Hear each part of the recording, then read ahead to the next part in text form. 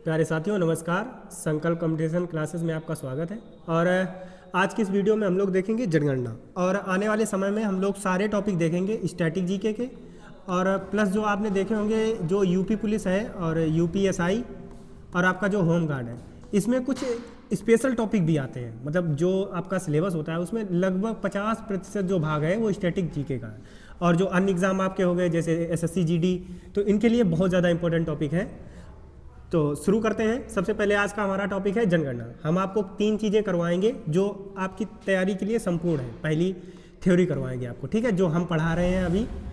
इसके बाद में आपको सेम जनगणना से ही एमसीक्यूज मिल जाएंगे जो आपको शोभित सर करवाएंगे, और इसकी हम आईडियो फॉर्म भी आपको उपलब्ध होगी, ठीक है। ये हमारे टेलीग्राम चैनल पे आपको उपलब्ध हो जाएगी सेम टॉपिक की। जैसे आपने जनगणना की थ्योरी पढ़ी, फिर जनगणना के क्वेश्चन लगा लो, जनगणना के क्वेश्चन के बाद में आपको आईडियो सुन लेनी है।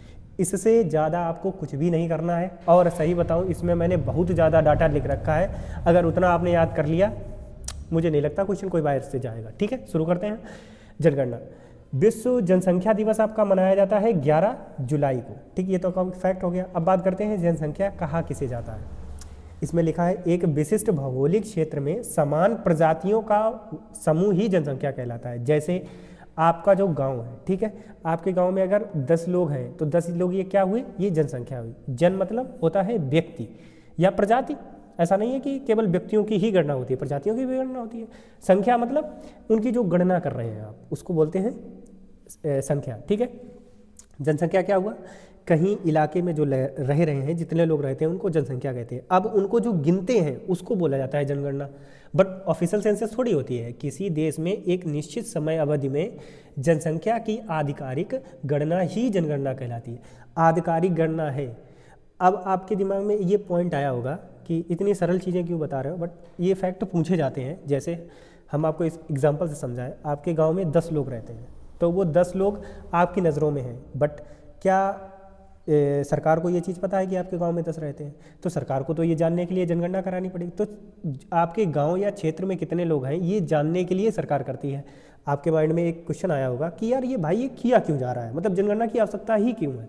तो सबसे पहले बात करते हैं नियोजन में खर्च के लिए। जैसे फॉर प्लान एक्सपेंडिचर, हमने आपके गाँव में 10 लोग हैं, ठीक। अब सरकार ने एक कोई योजना निकाली है, जैसे PM निधि योजना, ठीक। अब अगर सरकार को ये नहीं पता है कि आपके गांव में कितने लोग हैं, तो वो तो ऐसे अंदाजेस बना देगी। उसने 20 लोगों के लिए बना दिया, अब 10 लोगों का तो वेस्ट हो गया, क्योंकि 10 लोग ही तो हैं आपके यहाँ पे। पता चला उसने 5 का बनाया, तो 5 लोग छूट गए, अब ये भी गड़बड़ हो गया। तो नियोजित प्लानिंग के लिए भी जनसंख्या की आवश्यकता होती है, जनगणना की आवश्यकता होती है, ठीक है। योजनाबद्ध प्रशासन, जो हमने आपको बताया सेम चीज़ है, ठीक है। अब आगे चलते हैं। अब हम लोग देखो, जनसंख्या में कई सारी परिभाषाएं यूज होती हैं। जैसे नंबर 1, जन घनत्व किसे कहा जाता है? तो प्रति वर्ग किलोमीटर में रहने वाले व्यक्तियों की संख्या को जन घनत्व कहा जाता है। जैसे जन घनत्व बराबर आपका फार्मूला होता है कि कुल क्षेत्र, ठीक, कुल क्षेत्र कितना है और उसमें कितनी लोग रह रहे हैं, मतलब कितने लोग रहते हैं, ठीक है। जितने लोग रहते हैं उसको क्या बोलते हैं, जन घनत्व। अभी आपके दिमाग में एक चीज़ आए, यार इतना सरल कहाँ पूछा जाएगा भाई जी, यूपी पुलिस में पूछा गया था ये पिछले वाले, ठीक है। तो जनगणना तो क्या बोला जाता है कि प्रति वर्ग किलोमीटर में रहने वाले व्यक्तियों की संख्या को क्या कहते हैं, जनघनत्व बोला जाता है। लिंगानुपात आपका क्या होता है, प्रति 1000 पुरुषों पर, 1000 पुरुषों पर कितनी महिलाएं हैं, इसको लिंगानुपात बोलते हैं। शिशु लिंगानुपात क्या होता है कि 0 से 6 वर्ष की आयु, जो 0 से 6 वर्ष की आयु में जो पुरुष बच्चे हैं उन पे कितनी महिलाएं हैं, मतलब जो महिला शिशु हैं उनकी संख्या को शिशु लिंगानुपात बोला जाता है। दोनों में बहुत ज़्यादा डिफरेंस नहीं है। लिंगानुपात में आपके 1000 पुरुषों पे महिलाएं देखी जाती हैं, शिशु लिंगानुपात में भी सेम चीज़ें देखी जाती हैं, बस वहाँ पे क्या है कि 0 से 6 वर्ष की आयु के बच्चे होने चाहिए। अब साक्षरता किसे कहा जाता है? तो साक्षरता होता है 7 वर्ष या उससे अधिक आयु के व्यक्तियों को पढ़ने और लिखने की क्षमता का प्रतिशत क्या बोला जाता है, साक्षरता दर। अब हम इसको आपको एग्जांपल से समझाएं। जैसे इसको तुम सिंपल समझो, अगर कोई व्यक्ति ऐसा है जो 7 वर्ष से ज़्यादा की उम्र का है और अपना नाम लिख लेता है, अगर वो अपना नाम लिख लेता है और सिग्नेचर कर सकता है, अगर तो वो कैसा है, साक्षर है। लेकिन आपके दिमाग में एक चीज़ आएगी, ये 7 वर्ष पहले नहीं था, पहले ये कितना था, 5 वर्ष था। ठीक, 1971 तक साक्षरता का आधार क्या था, 5 वर्ष। 1971 के बाद में 7 वर्ष कर दिया गया। भारत में वह व्यक्ति साक्षर होगा जो किसी भी स्थानीय भाषा को पढ़ लिख सकता है। जरूरी नहीं है कि आप अपने जो सिग्नेचर कर रहे हैं वो आपके इंग्लिश में ही होने चाहिए। अगर आप हिंदी में भी अपना नाम लिख सकते हैं तब भी आप साक्षर हैं। तो आपसे एक फैक्ट पूछा जा सकता है कि जो साक्षरता दर में जो उम्र देखी जाती है तो वो पहले कितनी थी, 5 वर्ष। कब से वो 7 वर्ष करी गई थी, तो 1971 से। ठीक है, अब दशकीय वृद्धि दर, ये चीज़ पूछी जाती है। ये जितने भी हैं ये सारे एलिमेंट ही आपके पूछे जाते हैं। जैसे 2011 की जनगणना से आपको सारी पूछ लेगा या पीछे के पूछ लेगा। ठीक है, 10 वर्षों, दशकीय मीन्स 10 वर्ष, 10 वर्ष में जनसंख्या में कितनी प्रतिशत वृद्धि हुई है उसको बोलते हैं जनसंख्या दशकीय वृद्धि दर। जैसे एक चीज़ समझो, 10 करोड़ थी तो 20 करोड़ हो गई, तो जनसंख्या कितनी बढ़ गई, 10 करोड़। लेकिन आपसे ये नहीं पूछ रहा है, आपसे ये पूछ लेगा कि दशकीय वृद्धि दर बताइए, तो 10/10 इंटू 100, तो कितनी वृद्धि दर हो गई आपकी, 100%। तो ये पूछा जा रहा है आपका दशकीय वृद्धि दर में क्या पूछा जाएगा, प्रतिशत। Both are the different thing. अगर आपसे एब्सोल्यूट टर्म में पूछ रहा है तो वो चीज़ अलग होती है, और आपको अगर ऐसे पूछ रहा है कि प्रतिशत में कितने, तो वो चीज़ अलग होती है। आशा है आपको ये चीज़ें पता होंगी। अब डेमोग्राफी किसको बोला जाता है, जनसंख्या के अध्ययन को डेमोग्राफी बोला जाता है। ठीक है, मानव जनसंख्या वितरण और घनत्व के प्रतिरूप के अध्ययन को डेमोग्राफी या जननांकिकी कहा जाता है। सिंपल सी चीज़ है, जो जनगणना का अध्ययन कर रहे हैं उसको डेमोग्राफी बोला जाता है। अब मिग्रेशन क्या होता है, माइग्रेशन जिसको बोला जाता है, प्रवास। जैसे मानो प्रवास मीन्स यहाँ से कहीं बाहर चले गए। जैसे बांग्लादेश के बहुत सारे लोग इंडिया में रहते हैं। अभी आपने विवाद भी देखा होगा कि जो हो गया था, अभी अपने यहाँ पे भी हुआ है, उत्तराखंड में लोगों ने मार दिया है। एक त्रिपुरा के लोग थे बट उन्होंने चीनी समझ के उनको मार दिया। ऐसा नहीं करना चाहिए। तो मिग्रेशन होता है किसी क्षेत्र के अंदर और बाहर लोगों की आवाजाही। बहुत सारे लोग कहाँ रहते हैं, यूके में, भारत के, और यूके से भारत भी बहुत सारे लोग रहते हैं। तो जो ये लोग आ जा रहा है इनको क्या बोला जाता है, मिग्रेशन, माइग्रेशन। ठीक है,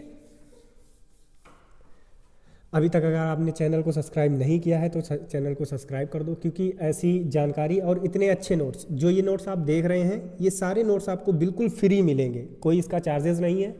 अब हम लोग थोड़ा सा जनसंख्या का इतिहास जान लेते हैं। देखिए, आपके जो एग्ज़ाम के पॉइंट ऑफ व्यू से ये चीज़ उतनी इम्पोर्टेंट नहीं है, लेकिन आपको नॉलेज होनी चाहिए, क्योंकि बहुत अधिक अगर कठिन प्रश्न बनाए जा सकते हैं तो यहाँ से बनाएंगे। कैसे, अब जनसंख्या का पहले हम लोग प्राचीन इतिहास देखते हैं। सबसे पहले ये रोमन साम्राज्य में जनसंख्या का उल्लेख मिलता है, जिसे क्या बोला जाता है, कैड्रिस्टल सर्वे। कैड्रिस्टल सर्वे नाम से कहा जाता था। मतलब इसको जनगणना भी नहीं कहा, जनसंख्या मतलब जनगणना भी नहीं कहा गया था, ये कहा गया था। ठीक है, और इजराइल की जनगणना का उल्लेख मिलता है कहाँ पे, मूसा द्वार पे, 1500 ईस्वी पूर्व। फिर आधुनिक पद्धति के, मतलब जो पद्धति अभी हम लोग देखते हैं जिससे हो रही है जनगणना, जैसे 10 साल बाद होती है, ये सारी चीज़ें। तो आधुनिक पद्धति एवं व्यक्तिगत व्यवस्थित ढंग से सर्वप्रथम जनगणना कब हुई थी, 1749 में। यह कहाँ पे हुई थी, स्वीडन में हुई थी। लेकिन एक चीज़ याद रखना, ये पहली आधुनिक जनगणना तो थी, लेकिन दशकीय जनगणना नहीं थी। मतलब आपको पता होगा, जैसे 2001 में जनगणना हुई, तो दोबारा कब हुई, 2011 में। तो कितना अंतर है, 10 वर्षों का। तो इसको दशकीय जनगणना बोला जाता है। तो दशकीय जनगणना का कार्य कब शुरू हुआ था, 1790 में सर्वप्रथम। कहाँ पे हुआ था, अमेरिका ने किया था। ठीक है, और आपसे पूछा जाए कि इंग्लैंड ने पहली बार जनगणना कब करी थी, तो 1801 में। 2 फैक्ट आपको बहुत ज़्यादा इंपॉर्टेंट है। पहला, 1749 में स्वीडन में पहली जनगणना हुई थी, ठीक, आधुनिक पद्धति से। और आपसे ये पूछा जाए कि दशकीय जनगणना सर्वप्रथम किसने शुरू करी थी, तो किसने करी थी, अमेरिका ने। कब करी थी, 1790 में। ठीक है, भारत के संदर्भ में आप जानते होंगे कौटिल्य, जिनको चाणक्य भी बोला जाता था, तो चंद्रगुप्त के पीएम थे जो। तो इन्होंने एक पुस्तक लिखी थी, अर्थशास्त्र। ठीक, वैसे तो ये आपको जो राजनीति से रिलेटेड थी, बट इसमें इन्होंने जो उनकी आर्थिक गतिविधियां थी उनकी जनगणना की थी, तो उससे हम लोग ले सकते हैं। इसके अलावा जो मुगल काल चला था उसमें अबुल फजल, ठीक है, अबुल फजल द्वारा आईने अकबरी लिखी गई थी, इसमें भी जनगणना का उल्लेख मिलता है। आपको अगर पूछा जाए कि भारत में किस बुक में इसका वर्णन मिलता है, तो आपको 2 बुकें दे जा सकती हैं, एक अर्थशास्त्र, एक आईने अकबरी। आईने अकबरी किस में लिखी है, अबुल फजल में। ठीक है,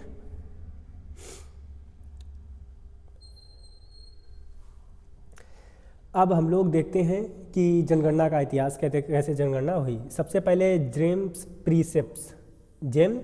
प्रीसेप्स ने इंग्लैंड की जनगणना नीति को पहली बार कहाँ किया था? इलाहाबाद में 1824 में, और बनारस में 1824 से 27। ठीक है, जेम्स प्रीसेप्स से अगर पूछा जाए कि जेम्स प्रीसेप ने जनगणना की नीति को सबसे पहले कहाँ लागू किया, तो इलाहाबाद और बनारस, कब? 1824 में।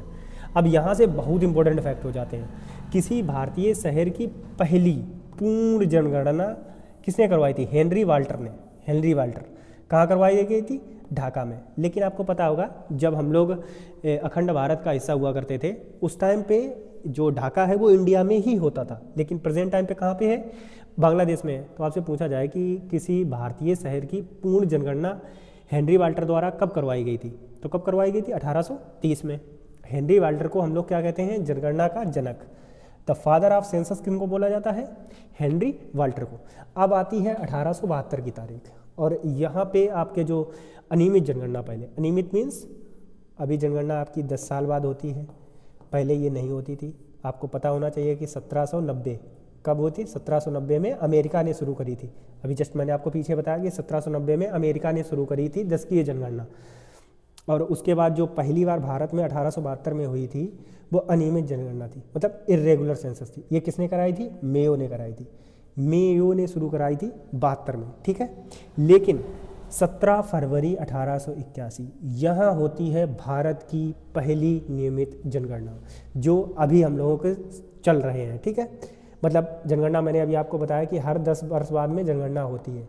इसकी शुरुआत कब हुई थी? 1881 में। किसके समय पे? रिपन के समय पे। कौन था वहाँ पे? रिपन को क्या बोला जाता है?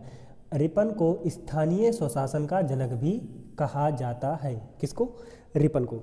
अब फैक्चुअल क्वेश्चन ऐसे आते हैं कि ये बताओ, जब 1872 में जनगणना हुई थी मेयो के समय, तो ये कैसी थी? तो पहली बात तो ये इर्रेगुलर थी। फिर 1881 में आके आते हैं रिपन ने करवाई है तुम्हारी नियमित जनगणना, जो कि हर एक 10 साल में होती रहेगी। ठीक है, पहले जनगणना आयुक्त कौन थे? WC प्लोडन। अब आपको एक चीज़ सुन के कौन थे? WC प्लोडन। अभी आपको ये याद करनी है जनगणना आयुक्त क्या होता है, वो हम आपको अभी बताते हैं नेक्स्ट पेज में। अगर वीडियो अच्छी लग रही है और कंटेंट में मज़ा आ रहा है पढ़ने में, तो प्लीज़ चैनल को सब्सक्राइब जरूर करें। संवैधानिक प्रावधान, मतलब संविधान में जनगणना का वर्णन कहाँ कहाँ मिलता है। तो पहली बात तो ये संघ सूची का विषय है। ठीक है, कॉन्करेंट लिस्ट 7वीं अनुसूची में आता है। आपको पता होगा भारत के संविधान की 7वीं अनुसूची में आपकी 3 प्रकार की अनुसूचियाँ दी गई हैं। एक संघ दी गई है, एक राज्य दी गई है, और एक आपकी समवर्ती सूची दी गई है। ठीक है, तो ये किसका विषय है? संघ सूची का विषय है। मैं एक चीज़ और बताऊं, जो आपकी जनसंख्या है, ठीक है, जनसंख्या जो नियंत्रण की हम लोग बात करते हैं, वो आपको समवर्ती सूची का विषय है। जनगणना आपकी संघ सूची का विषय है। किस आर्टिकल में जनगणना का वर्णन मिलता है? तो आर्टिकल नंबर 246 में इसका वर्णन मिलता है।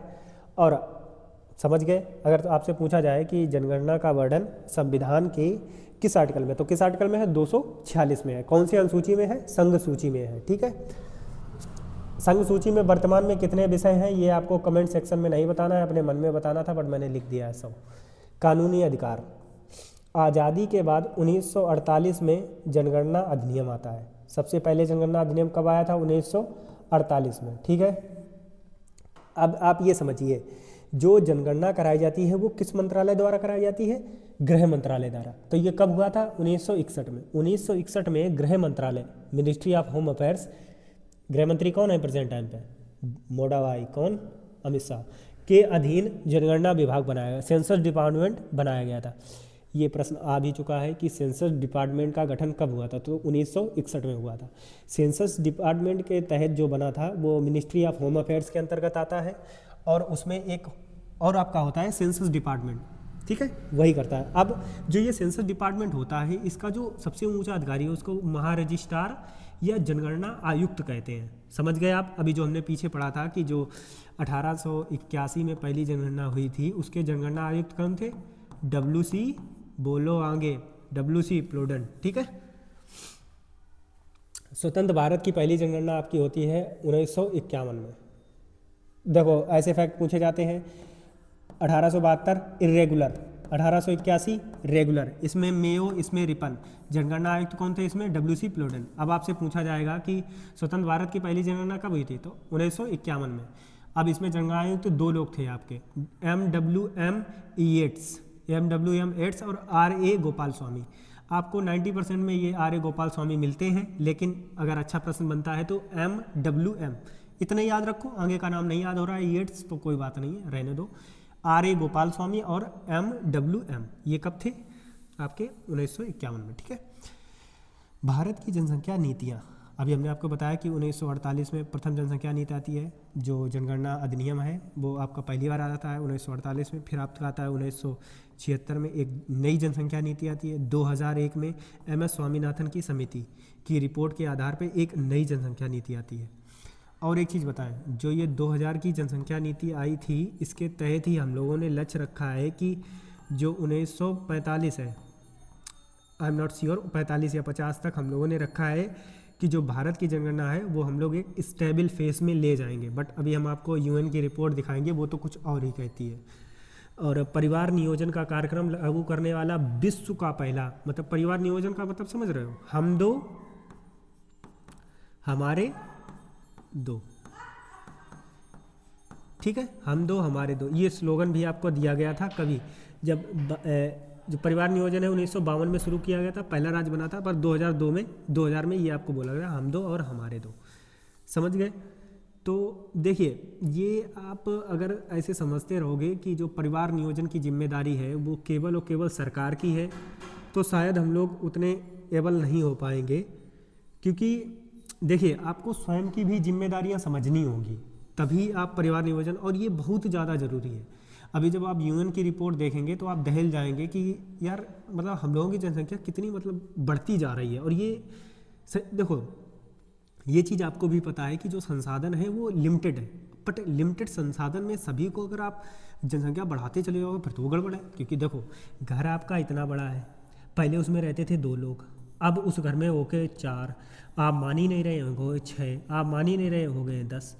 तो अब 10 लोग यार एक घर में रहेंगे तो दिक्कत तो होगी। तो बस यही है, अब आप सरकार के भरोसे ना बैठें, स्वयं अपने ये सब करें। सबसे इम्पोर्टेंट आपसे जो भी फैक्ट पूछे जाते हैं, ज़्यादातर 2011 की जनगणना से पूछे जाते हैं। एक नज़र में हम लोग देखते हैं, पहला जनगणना आयुक्त कौन थे? सी चंद्रमौली। आपको 4 जनगणना आयुक्त याद करने होते हैं। पहला 1881 में कौन थे? WC प्लोडेन। दूसरा 1981 में कौन थे? आपके 2 थे, RA गोपाल स्वामी और MWM। और तीसरा आपको C चंद्रमौली, ठीक है। तो ये 4 जनगणना आयुक्त हो गए आपके। जनगणना आयुक्त आपको पता है कि जो सेंसस होती है उसके जो उच्च अधिकारी होते हैं उनको बोला जाता है। और स्लोगन क्या था?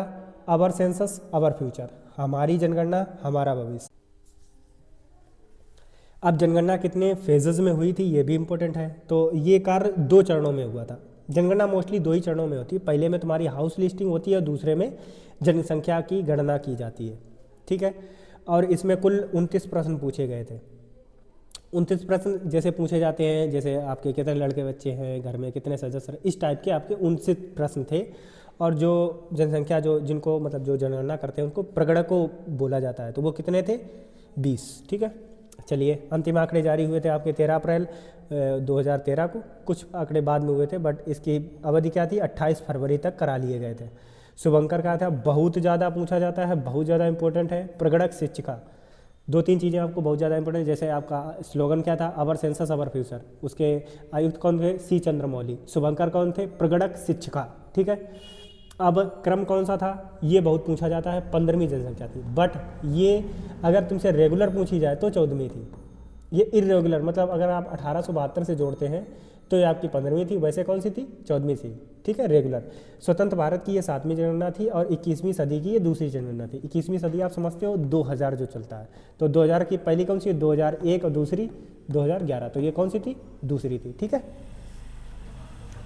आशा है आपको वीडियो अच्छी लग रही होगी, और अगर वीडियो अच्छी लग रही है तो अपने दोस्तों के पास भी शेयर कर दो, क्योंकि ऐसा है अगर आपके शेयर करने से कोई एक का भी भला होता तो वो बहुत अच्छी चीज़ रहेगी। अब जनसंख्या वृद्धि के चरण देखते हैं। सबसे पहले 1901 स्थिर जनसंख्या रही थी, ठीक है, गतिहीन चरण बोला जाता है इसको। आपसे ये पूछा जाता है कि कौन से चरण को गतिहीन चरण कहा जाता है, तो कौन सा चरण था 1901 से 1921। आपको ये चीज़ पता होगी कि 1921 को महान विभाजक वर्ष बोला जाता है, ग्रेट डिवाइडिंग ईयर, क्योंकि इस ईयर में क्या हुआ था, जो जनगणना हुई थी 1911 से 1921 की, इसमें ऋणात्मक वृद्धि दर देखी गई थी। ऋणात्मक वृद्धि दर का मतलब ये है कि जैसे मान लो पहले 100 लोग थे तो वो घट के कितने हो गए 90, तो इसको ऋणात्मक वृद्धि दर बोली गई थी। ये एक ही बार हुआ था 1921 में, ठीक है। और जन्म दर एवं मृत्यु दर दोनों उच्च थे, जिससे वृद्धि दर न्यून हो गई थी, ठीक है। अब 1921 से 1951 आता है, ये धीमी गति थी। ये जो हम लोग देख रहे हैं ये जनसंख्या के चरण है कि जनसंख्या कैसे कैसे बढ़ी थी। यहाँ से दो फैक्ट बहुत ज़्यादा पूछे जाते हैं। पहला ये पूछा जाता है कि महान विभाजक वर्ष किसको बोला जाता है, तो 1921 आपको पता होना चाहिए। दूसरी ये पूछा जाता है कि सर्वाधिक जो वृद्धि देखी गई थी वो कब देखी गई थी, दशकीय वृद्धि दर। तो 1961 से 1971 कितनी वृद्धि दर थी आपकी, 24.8%, ठीक है। कब था 1961 से 1971, ग्रेट डिवाइडिंग ईयर 1911 से 1921। अब कभी कभी पता एक आपको ऑप्शन में ये दे देता है कि 1951 से 1981 तक जनसंख्या कैसी थी, तो तीव्र थी, तीव्र वृद्धमान आपकी जनसंख्या थी, ठीक है। मतलब जनसंख्या विस्फोट ईयर भी आपको ये बोला जाता है कि जनसंख्या विस्फोट कब हुआ था, तो 1951 से 1981। यहाँ का जो अंतराल था जनसंख्या बहुत ज़्यादा बढ़ी थी, और घटी कहाँ पे थी 1901 से 1921 के बीच में, तो ये दोनों पूछ दिए जाते हैं, ठीक है। और धीमी आपकी रही थी 21 से 51, और 1981 से 2011 के बीच में वृद्धि दर में गिरावट आई थी। मतलब ऐसा है, देखो ये क्या होता है कि ऐसे एकदम बढ़ते हो, ठीक है, फिर ये पॉइंट के बाद आदमी बहुत धीरे धीरे बढ़ना लगता है। वही वाला था कि पहले जनसंख्या वृद्धि दर बहुत तेज हो रही थी, फिर थोड़ी सी कम हो गई थी। अरे हम तो आशा करते हैं कि ये थोड़ी सी जो कम हुई है ये और कम हो जाए। देखो किसी आदमी को मार तो सकते नहीं, ये तो संविधान के खिलाफ है, तो कर कह सकते हो कि कम से कम अगर वृद्धि होगी आपकी, मतलब कम से कम अगर जन्म दर होगी तो कंट्रोल हो जाएगी। अब इस चार से समझो, तो 1951 है 2001, इसमें हम लोग थोड़ी सी इसकी तुलना करते हैं। पहले 1951 में आपकी जनसंख्या कितनी थी, 36.1 करोड़, ठीक है। ये एक फैक्ट आपको याद होना चाहिए यहाँ से। अब दूसरा फैक्ट, सर्वाधिक दशकीय वृद्धि दर कब आई थी आपकी, 1961 से 71। अभी हमने आपको पीछे ये फैक्ट बताया था कि 1961 से 1971 सर्वाधिक क्या थी आपकी वृद्धि दर, दशकीय वृद्धि दर 24.8%, ठीक। एक फैक्ट ये आपको याद हुआ। दूसरा फैक्ट आपसे ये पूछा जाता है कि जो दशकीय वृद्धि दर है इसमें अंतर सबसे ज़्यादा कब था। एक चीज़ याद रखना, ये प्रतिशत अंतर नहीं पूछ रहा है आपसे, ये एब्सोल्यूट टर्म में अंतर पूछ रहा है, ठीक है। तो ये कब था, 2001, 1991 से जो 2001 की जनगणना हुई थी, यहाँ पे करोड़ों में जो अंतर वो सबसे ज़्यादा है। कितना अंतर था, तो 18.23 करोड़, ठीक है। अगर हम ये दोनों बहुत इंपॉर्टेंट फैक्ट है भाई, बहुत इंपॉर्टेंट। कैसे, वर्तमान दशकीय वृद्धि दर कितनी रही है जो पिछली अभी जनगणना हुई है, क्योंकि अभी जो भी हम लोग जनगणना पढ़ रहे हैं 2011 तक हुई है, अभी 26 में हो रही है, तो उसके अभी बाद में वो होंगे प्रकाशित, तब देखेंगे। वर्तमान दशकीय वृद्धि कितनी है, 17.7%। पूछा जाता है दशकीय वृद्धि दर मतलब 10 सालों में कितनी वृद्धि हुई है। वर्तमान वार्षिक वृद्धि दर 1.64 की दर से हम लोग प्रति वर्ष बढ़ रहे थे, और 17.7 से ये हमारी एब्सोल्यूट 10 वर्ष की वृद्धि दर थी, ठीक है। अब हम आपसे 2-3 प्रश्न पूछ रहे हैं, हमें तुरंत तुरंत जवाब दो, एक्टिव होके बैठो, ऐसे पैसिव लर्निंग नहीं करनी भाई, पैसिव लर्निंग बिल्कुल नहीं करनी। चलिए पहले ये बताओ, सर्वाधिक वृद्धि दर दशकीय वृद्धि दर कब हुई थी, तो 1961 से 1971। एब्सोल्यूट टर्म में सबसे ज़्यादा कब हुई थी, तो 1991 से 2001 के बीच में कितनी थी, 18.23, ठीक है। आशा है आपको पढ़ने में मज़ा आ रहा होगा, और हम पूरी कोशिश करते हैं कि आपको मज़ा आए, ठीक है। चलिए अब हम लोग 2001 की जनगणना हुई थी उससे थोड़ी तुलना कर लेते हैं। बहुत ज़्यादा चीज़ें आपको नहीं पता होनी चाहिए, बट जो मैं बता रहा हूँ, कितनी थी जनसंख्या, 102 करोड़, कितनी हो गई थी, 121 करोड़, ठीक है। एक दो चीज़ें आपको याद करने वाली हैं। पहली, जो पुरुष जनसंख्या थी वो घट गई थी, कितनी हो गई थी, 0.23%। पता है ये एक ख़राब चीज़ नहीं है, ये एक अच्छी चीज़ है। कैसे, जैसे अगर आप समझते हैं कि महिलाएं हैं जो, अगर वो कम रहेंगी तो उनकी भागीदारी भी कम रहेगी, लेकिन अब पुरुष के बराबर तो आपको महिलाओं को लाना है ना, तभी तो हम देखते हैं। लेकिन एक हैरानी वाली बात थी, ये जो शिशु लिंगानुपात होता है वो पहले 1927 था और प्रेजेंट टाइम पे कितना हो गया था, 1919। ये आपका घट गया था 8 से। इसका मतलब ये था कि जैसे आपने देखा भी होगा कि गर्भ के दौरान बहुत सारे लोग होते हैं जो ये देखते हैं कि अगर बच्चा जो है वो एक महिला है या फीमेल है तो उसको मारने की कोशिश करते हैं, कि शिशु लिंगानुपात उसी चीज़ को प्रदर्शित करता है, ठीक है। और ग्रामीण जनसंख्या आपकी इतनी बढ़ी थी, इतनी घटी थी, ये कोई बहुत ज़्यादा इंपॉर्टेंट नहीं है, इसको याद भी नहीं करते हैं। बाकी जो फैक्ट है एक बार आप नज़र सारी मार सकते हैं कि पुरुष साक्षरता कितनी थी और कितनी बढ़ के हो गई। बहुत जटिल क्वेश्चन बनेंगे तब आपके यहाँ से बन सकते हैं, वैसे आपके प्रश्न नहीं बनेंगे वहाँ से। चलो अब बात करते हैं कि जनसंख्या एवं दशकीय वृद्धि दर देखते हैं राज्य और केंद्र शासित प्रदेश। देखो यहाँ पे मैंने बहुत सारे फैक्ट कैसे लिखे हुए हैं राज्य और केंद्र शासित। आपको ये पता होगा कि जो वर्तमान समय में जो जितने भी क्वेश्चन बनाए जा रहे हैं वो ऐसे ही बनाते हैं। आपसे ये नहीं पूछेंगे कि सर्वाधिक जनसंख्या किस राज्य में है ना, आपसे ये पूछ देंगे कि बताओ सर्वाधिक जनसंख्या किस राज्य और यूटी में है। तो आपको राज्य के साथ साथ यूटी भी पता होना चाहिए कि सर्वाधिक किसमें। तो मैंने लिखने का प्रयास किया है। सर्वाधिक जनसंख्या वाले राज्य आपको पता है उत्तर प्रदेश, फिर महाराष्ट्र, फिर बिहार, ठीक है। 3 आपको पता हो गए।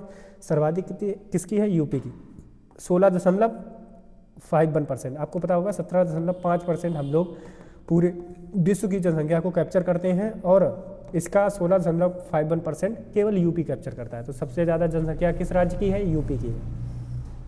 न्यूनतम जनसंख्या किसकी है? तो न्यूनतम आपकी सिक्किम की है, मिजोरम की है, अरुणाचल प्रदेश की है, ठीक है। किसकी है? सिक्किम, मिजोरम और अरुणाचल प्रदेश। और सर्वाधिक किसकी है? यूपी की है। फिर इसके बाद में महाराष्ट्र आ जाता है, फिर उसके बाद में बिहार आ जाता है। सर्वाधिक अगर यूटी की बात करी जाए तो दिल्ली की है, और सबसे कम बात करी जाए तो लक्षद्वीप की है, ठीक है। और जनसंख्या लक्षद्वीप की इसलिए नहीं बढ़ती है क्योंकि ये लोग लक्ष्य पे ध्यान देते हैं, ठीक है। समझ रहे हैं आप लोग। सर्वाधिक दशकीय वृद्धि दर आपसे पूछी जाती है कि कहाँ पे हुई थी, तो राज्य में सर्वाधिक हुई थी मेघालय में, जो वृद्धि दर थी आपकी 27.95%। सर्वाधिक वृद्धि दर अगर आपसे पूछी जाए कि राज्यों में कहाँ हुई थी तो मेघालय में, और वैसे ओवरऑल कहाँ नहीं, यूटी में कहाँ हुई थी तो दादरा नगर हवेली। अब यहाँ से तुम मेरे जो क्वेश्चन है वो मैं क्वेश्चन पूछ रहा हूँ उसका जवाब दो।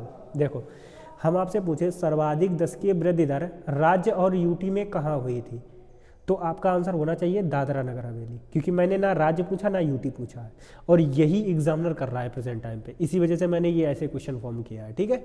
तो बस अगर आपसे ये पूछा है राज्य में सबसे सर्वाधिक कहाँ थी तो मेघालय। अभी तक जो सबसे ज़्यादा क्वेश्चन पूछा गया वो ये पूछा गया है कि सबसे निगेटिव किसकी थी, तो नागालैंड की थी, ठीक है।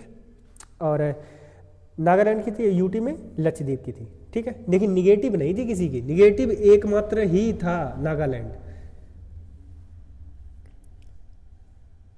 अगर आपको नोट्स अच्छे लग रहे हैं और आपको ये जानना है कि हमें ये नोट्स कहाँ से मिलेंगे, तो आप हमारा टेलीग्राम चैनल जो कि डिस्क्रिप्शन में लिंक दी गई है संकल्प कंपटीशन क्लासेस का, वहाँ जुड़ जाइए, आपको मिल जाएंगे।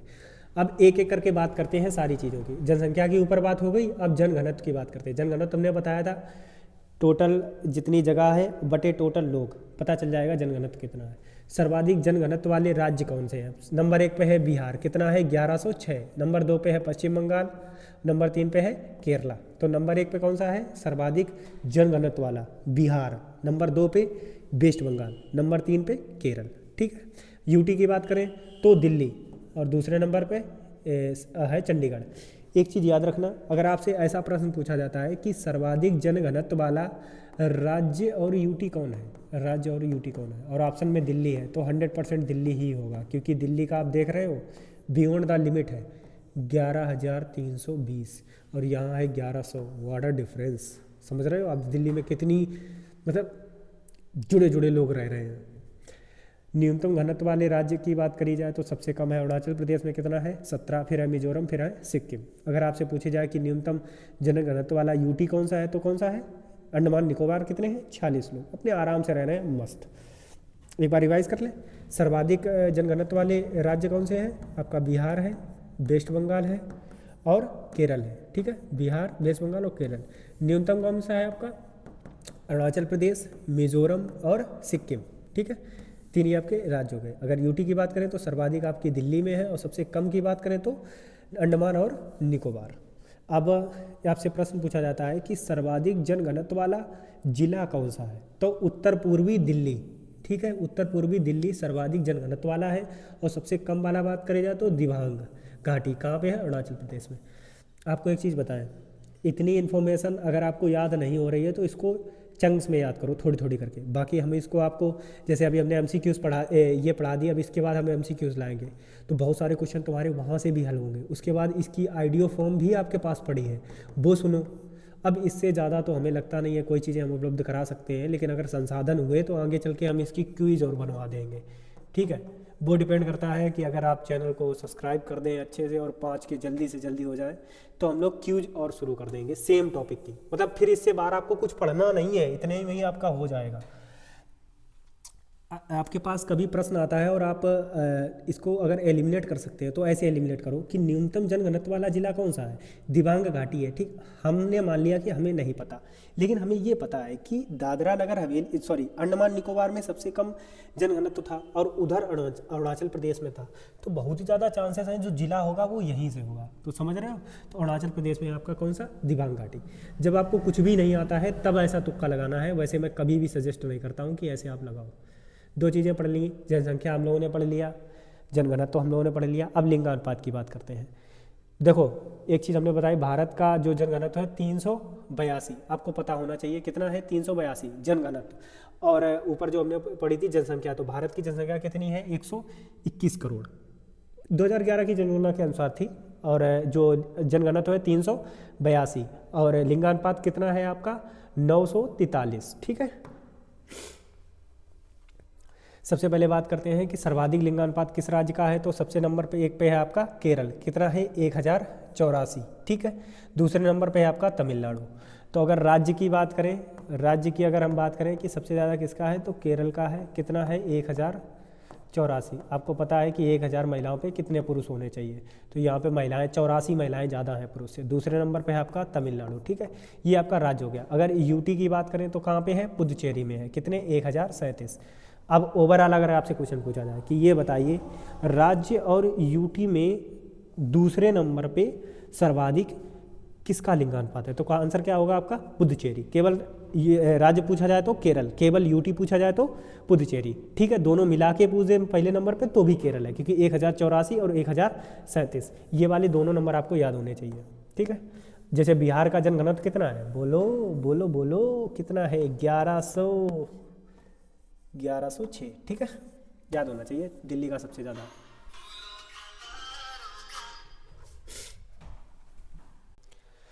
ठीक है, न्यूनतम अगर आपसे पूछा जाए तो दमन और दीव।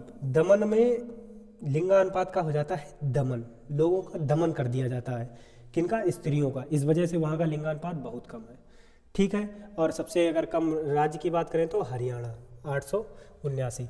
अब लिंगानुपात जैसे हमसे पूछे सबसे ज़्यादा किसका है, तो केरल का, कितना है 1084। और राज्य में पूछे सबसे कम किसका है, तो किसका है, हरियाणा का, कितना है 879। अगर भारत की पूरी बात करें तो कितना है 943, ये भारत का लिंगानुपात है, ठीक है। ये चीज़ें आपको पता होनी चाहिए। सबसे कम अगर यूटी की बात करें तो दमन, दमन और दीव, दमन में दीव हो जाता है, दमन हो जाता है, इस वजह से लिंगानुपात वहाँ का कम है। सर्वाधिक अगर हम बात करें तो पुदुचेरी की है, ठीक है, पुच्छ के रखते हैं वहाँ पे लोगों को, ठीक है, तो वहाँ पे ज़्यादा है, कितना है 1037। और 1048 आपका कहाँ का है, ये केरल का है लिंगानुपात, ठीक है। घनत्व तो आपको पता है सबसे ज़्यादा कहाँ का घनत्व था आपका, यूटी में बताओ, तो दिल्ली का था। सबसे कम कहाँ पे था, लक्षद्वीप में था। अब जिले बात कर लेते हैं, जहाँ पे वहाँ पे हमने देखा था कि जो उत्तरी और पूर्वी दिल्ली था वो जनघनत्व में सबसे ऊपर था, जो दिबांग घाटी था जनघनत्व में सबसे कम था। दिबांग घाटी कहाँ का था, कहाँ का था, याद करो याद करो, अरुणाचल प्रदेश का, ठीक है। अब जिले की बात करते हैं कि सबसे ज़्यादा लिंगानुपात किस जिले में, तो सबसे ज़्यादा लिंगानुपात वाला जिला है माही, ठीक, कहाँ पे है ये, पुदुचेरी में है। और सबसे न्यूनतम लिंगानुपात वाला कौन सा है, दमन, ठीक है, कितना है 533। माही ये भारत का सबसे बड़ा जिला है या भारत का सबसे छोटा जिला है, ये बताओ मैं। 2000 में 972 था और ये जो घट के 927 हो गया था, ठीक है। आपको पता था लिंगानुपात में थोड़ा सा डिफरेंस आया था। अब बात करते हैं शिशु लिंगानुपात की कि शिशु लिंगानुपात कितना था, तो भारत का शिशु लिंगानुपात कितना था 919, ठीक है। भारत का शिशु लिंगानुपात कितना था 919। भारत का लिंगानुपात कितना था, तो 943, ठीक है। अब 2001 से थोड़ा सा घटा हुआ था, कितना 8 घटा था, हमने बताया था।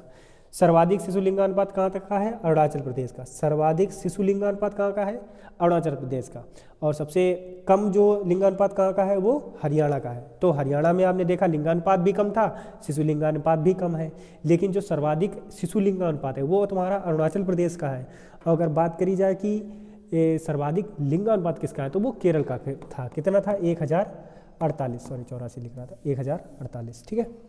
केंद्र शासित प्रदेश में अगर सबसे ज़्यादा बात करी जाए तो अंडमान निकोबार का है, और न्यूनतम कहाँ का है? दिल्ली का। देखो दिल्ली की इतनी जनसंख्या है फिर भी वहाँ पे शिशु लिंगानुपात कम है। ठीक है। वीडियो की क्वालिटी पसंद आ रही हो तो जिन्होंने अभी तक लाइक नहीं किया है कर दो, आपकी बहुत बड़ी कृपा होगी। आप क्या ही मैं बोलूँ। अब साक्षरता दर की बात करते हैं। लिटरेसी रेट कैसे निकाला जाता है? वह व्यक्ति जिसकी उम्र 7 वर्ष से अधिक है, अपना नाम लिख सकता है किसी भी स्थानीय भाषा में, तो उसको क्या बोलेंगे हम लोग? साक्षर बोलेंगे। ठीक है। भारत की साक्षरता दर 74.04%। पुरुष कितने साक्षर थे? 82.14%। और महिलाएं कितनी थी? 65.46%। ठीक है। अब आपसे पूछा जाता है, ये प्रश्न बहुत इंपॉर्टेंट है, कई बार आ चुका है, कि सर्वाधिक स्त्री और पुरुष में अंतर, जो साक्षरता में अंतर है वो कहाँ पे था? राजस्थान में। आपको पता भी होगा कि राजस्थान में जो बाल विवाह है उसका प्रचलन बहुत ज़्यादा है, इस वजह से स्त्रियों को ज़्यादा पढ़ाया नहीं जाता है।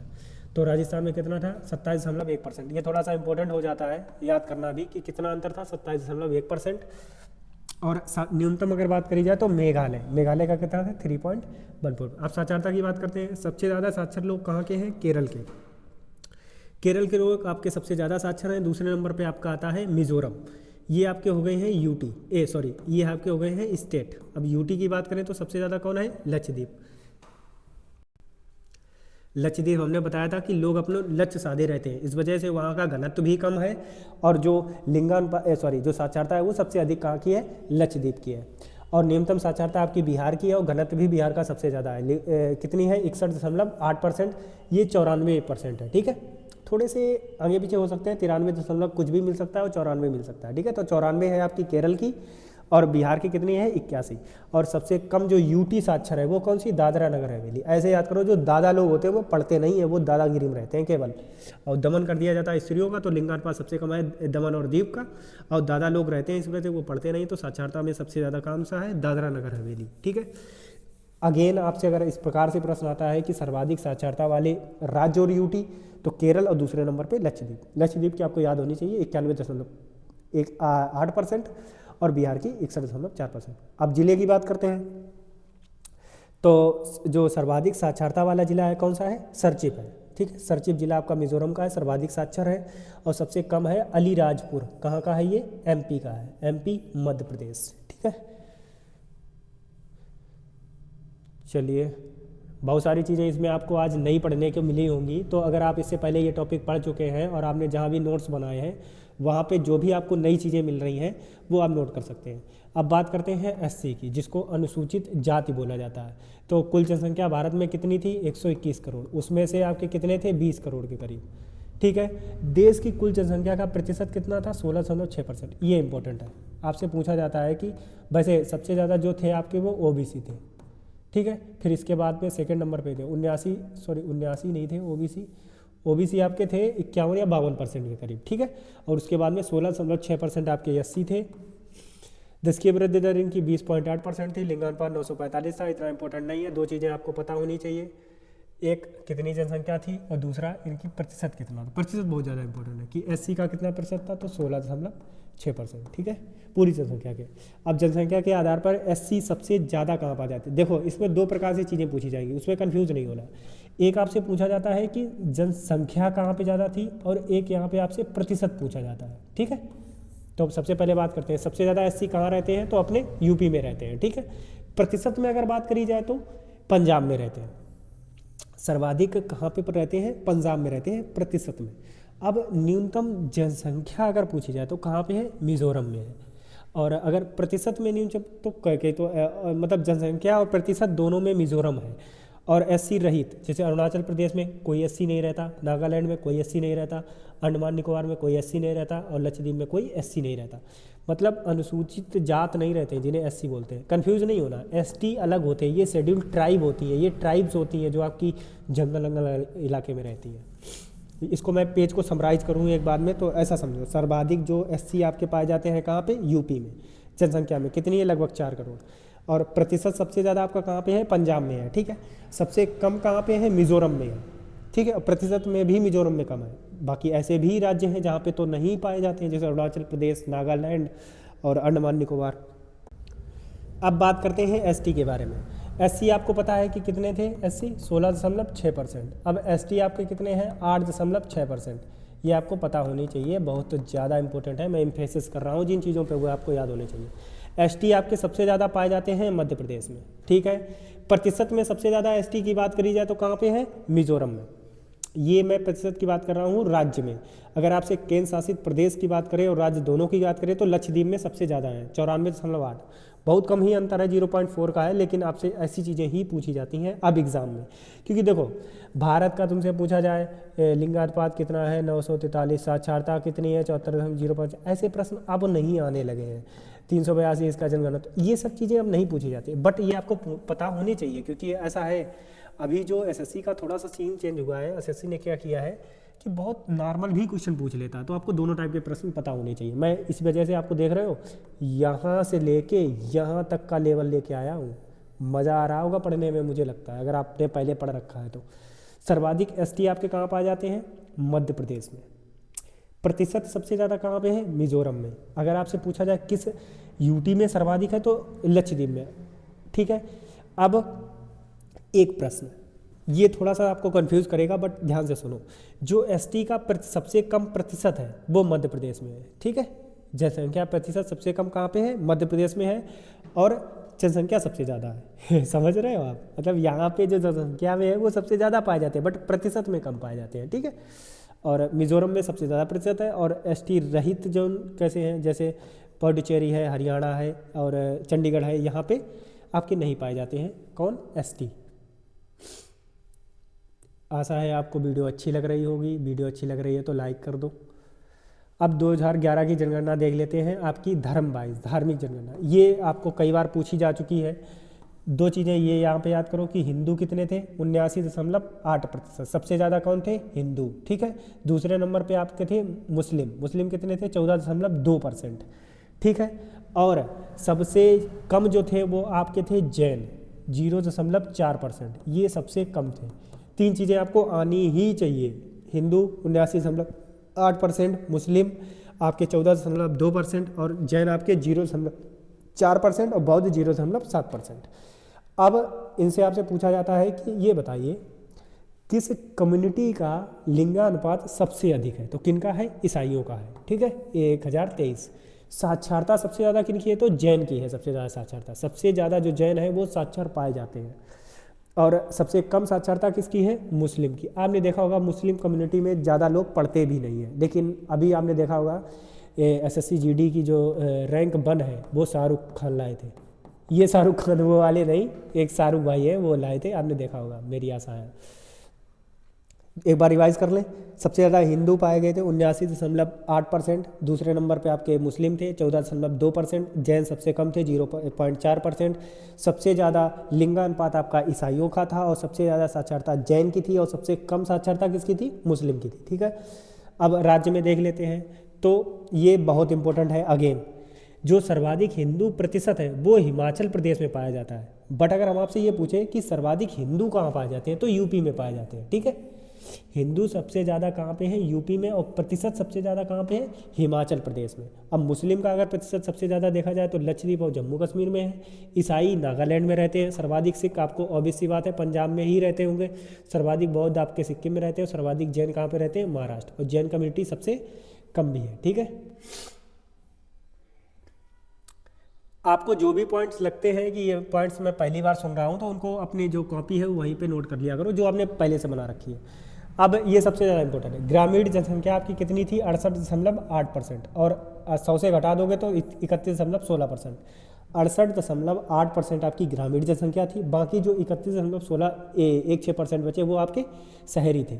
और आपने देखा होगा कि जो 2011 और 1 की जनगणना है उसमें देखो तुम, यहाँ पे 12.3% की वृद्धि दर हुई है, किसमें, ग्रामीण में। और शहर में कितनी हुई, 31.8। मतलब ज़्यादा लोग पलायन कर रहे हैं शहर के लिए। ग्रामीण जनसंख्या सर्वाधिक कहाँ पे है? उत्तर प्रदेश की है। और सबसे कम कहाँ की है? प्रतिशत में दो चीज़ें आपसे पूछी जा रही हैं। पहला कि सबसे ज़्यादा कहाँ पे है, तो उत्तर प्रदेश में है। प्रतिशत में तो हिमाचल प्रदेश में। ये दोनों राज्य देख के तुम्हें कोई चीज़ याद आई है? नहीं आई है तो आनी चाहिए। क्या? कि हिंदू भी सबसे ज़्यादा कहाँ पाए जाते हैं? यूपी में। और हिंदू प्रतिशत सबसे ज़्यादा किसका है? हिमाचल प्रदेश का। तो ऐसे याद कर लो, हिंदू है ग्रामीण, तो ग्रामीण और हिंदू दोनों का सेम कॉन्सेप्ट है। सबसे ज़्यादा आपके ग्रामीण भी यूपी में है और सबसे ज़्यादा हिंदू भी आपके यूपी में है। अगर सबसे ज़्यादा ग्रामीण प्रतिशत बताया जाए तो वो आपको कहाँ पे है? हिमाचल प्रदेश में। और सबसे ज़्यादा अगर आपको पूछा जाए कि जो ग्रामीण और हिंदू प्रतिशत कहाँ पे, तो वो भी आपका हिमाचल प्रदेश में। That's it. सबसे ज़्यादा आपका शहर वाला राज्य कौन सा है? महाराष्ट्र। प्रतिशत में बात करी जाए तो गोवा।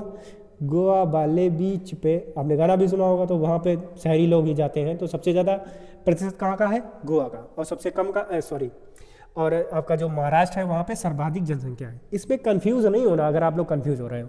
मतलब जैसे मान लो दो गांव है, एग्जांपल ले लेते हैं, इसमें जनसंख्या 10 है, इसमें जनसंख्या 15 है, ठीक। अब यहाँ ये जो है ये अपने का 25% है और ये अपने का 10% है। तो आपने देखा जनसंख्या यहाँ ज़्यादा है बट प्रतिशत ये ज़्यादा है। प्रतिशत आप लोग जानते हैं कैसे डिसाइड किया जाता है। और सर्वाधिक शहरी जनसंख्या में यूटी, तो दिल्ली नंबर 1 पे है। ये तो ऑब्वियस सी बात है। न्यूनतम शहरी जनसंख्या वाले राज्य आपके हिमाचल प्रदेश 10%, क्योंकि ग्रामीण सबसे ज़्यादा जहाँ पे है तो वहाँ पे सबसे कम ही वो होगी शहरी, ठीक है। यहाँ पे आपकी जो जनसंख्या है जिसके बारे में पढ़ना था हम लोग पढ़ चुके हैं, ख़त्म हो चुकी है। अब हम एक बार यूएन है, यूनाइटेड नेशंस, इसकी स्थापना कब हुई थी? पहली बात आपको पता होनी चाहिए, 24 अक्टूबर 1945। पता है आपको? नहीं पता है तो 24 सर की वीडियो देखो, पता चल जाएगा।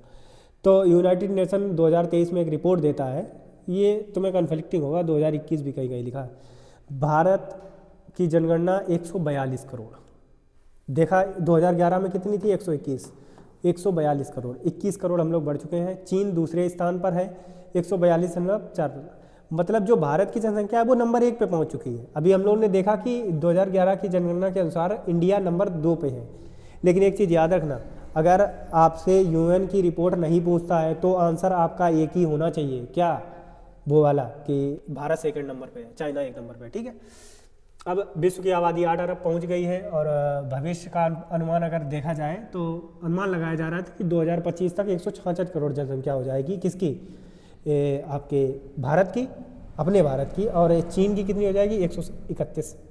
अभी आपने देखा 2000 में एक हम लोगों ने नई जो जनसंख्या नीति आई थी जिसके तहत हमने बताया था हमारे दो नारा दिया गया था। इसमें कहा गया था कि 2050 तक हम लोग एक संतुलित अवस्था में आ जाएंगे। और यहाँ पे आप देख रहे हो यूएन क्या कह रहा है कि आप सबसे ज़्यादा जनसंख्या वाले राज्य बन रहे हैं। आप ये चीज़ समझिए कि कहीं पे 121 करोड़ लोग रह रहे थे, भारत तो मतलब इतना ही बड़ा है, सॉरी फॉर दैट, मैं नहीं बना पाऊँगा वो, तो 121 करोड़ थे। अब मान लो 121 करोड़ इतने में रहते थे, अब वहीं पे 168 करोड़ हो जाएंगे, 166 करोड़। तो यार ये तो देख रहे हो आप कितना कॉन्फ्लिक्टिंग होने वाला है। संसाधन आप बढ़ा नहीं रहे हैं, संसाधन नहीं बढ़ेंगे। संसाधन कैसे बढ़ सकते हैं? घर तोड़ के दूसरे घर में थोड़ी रहने लग जाओगे, घर ऊपर मंजिला बनाते चले जाओगे। तो बहुत सारी चीज़ें प्रकृति के लिए भी गलत हो रही हैं। और अगर आप लोग वीडियो देख रहे हैं तो देखो, केवल इस वजह से जनसंख्या ना पढ़ो कि हमें एग्जाम में आता है तो मुझे देनी है। नो डाउट आपके फैक्ट पता होने चाहिए सारे, वही एग्जाम में पूछा जाता है। लेकिन पढ़ाई के पीछे एक ध्येय रखो कि हमें ये चीज़ें सीखनी है। और आप अगर पढ़े लिखे हैं तो आप अपने भैया बहनी या जो भी हैं, या आप भी आगे चल के शादी करेंगे तो ये चीज़ रखिए कि 2 ही बच्चे अच्छे रहते हैं, उससे ज़्यादा करने का प्रयास ना कीजिए। और वो ग्रामीण वाली जो मानसिकता थी कि लाठी तैयार करनी है तो लाठी ना तैयार करो, पुलिस वाले खड़े हैं तुम्हारे लिए, ठीक है। अब जनसंख्या में आयु वर्ग की हिस्सेदारी देखो, जो 0 से 14 है 25% है।